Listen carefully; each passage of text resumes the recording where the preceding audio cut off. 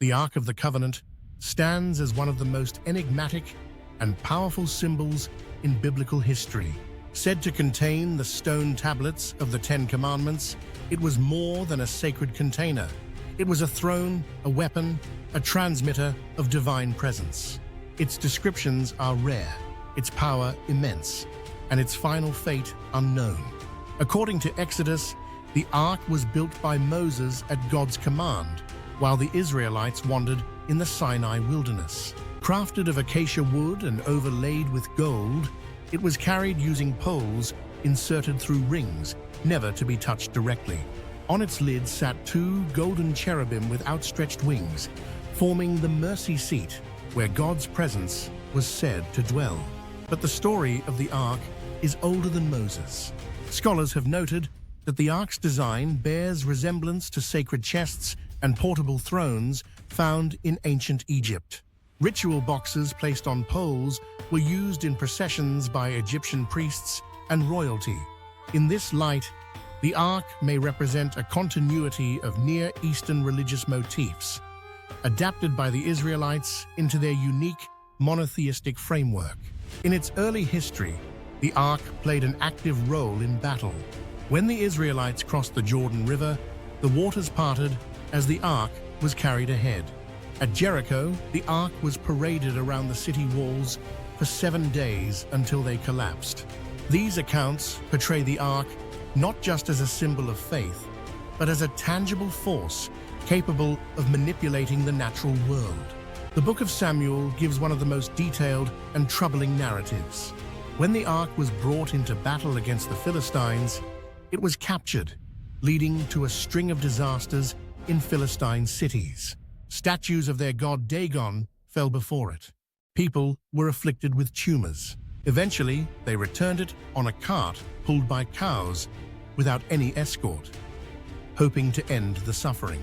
This episode reinforces the notion that the Ark was seen as a conduit of divine power, dangerous if mishandled, beneficial if honored. When the Ark arrived back in Israel, one man who touched it out of reflex was struck dead.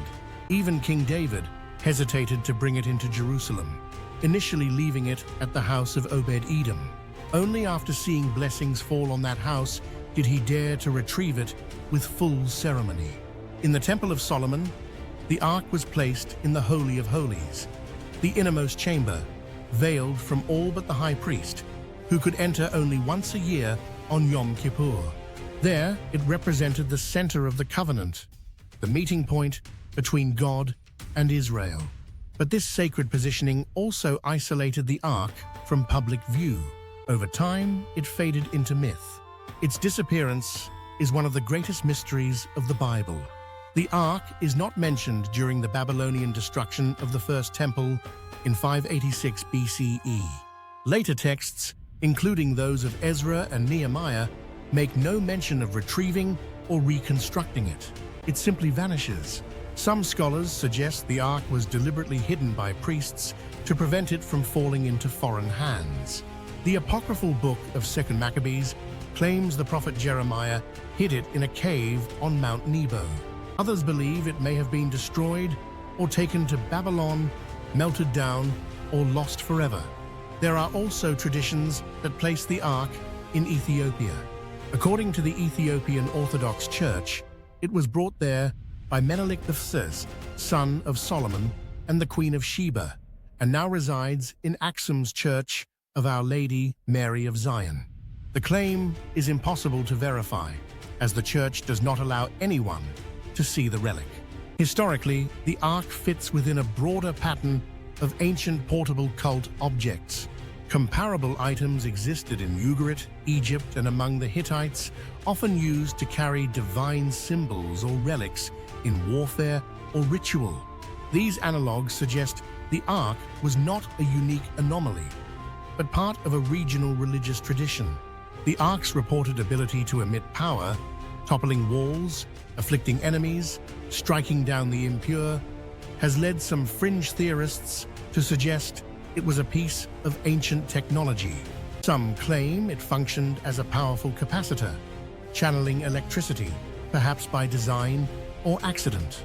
Others point to the biblical emphasis on not touching it and the need for insulation via wooden poles as suggestive of electromagnetic properties. Still more radical theories link the Ark to radiation or plasma energy, possibly storing energy from natural sources such as storms or the Earth's magnetic field. A few conspiracy theorists tie the Ark to lost knowledge from ancient civilizations, suggesting that it held remnants of pre-flood or Atlantean science. Others propose it may have been built using instructions from an advanced non-human intelligence, often linked to the ancient aliens hypothesis.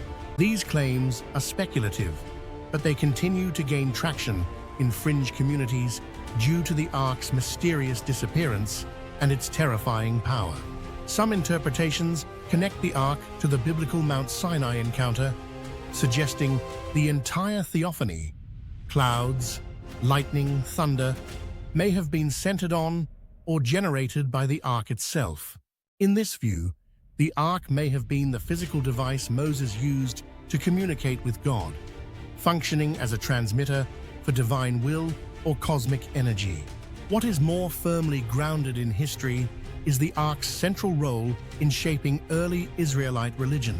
It symbolized the physical presence of a national deity accompanying Israel into battle and covenant. Its journey from the wilderness through Shiloh and into Jerusalem maps onto Israel's transformation from a tribal confederation into a centralized monarchy. The Ark's legacy persisted even after its disappearance. Later Jewish texts replaced it with Torah scrolls or abstract symbols of divine presence. In Christianity, the Ark was reinterpreted typologically as a prefiguration of Mary or of Christ himself. In Islam, it appears in the Quran as the tabut, a sign of divine favor in the time of Saul. Though lost, the Ark continues to captivate the imagination. Part relic, part myth, part theological symbol. Its absence may be what gives it such power, for in the empty space it left behind, generations have projected meaning, mystery, and divine possibility. The Ark of the Covenant may never be found, but its story remains, woven into the fabric of religious memory, historical speculation, and conspiratorial intrigue.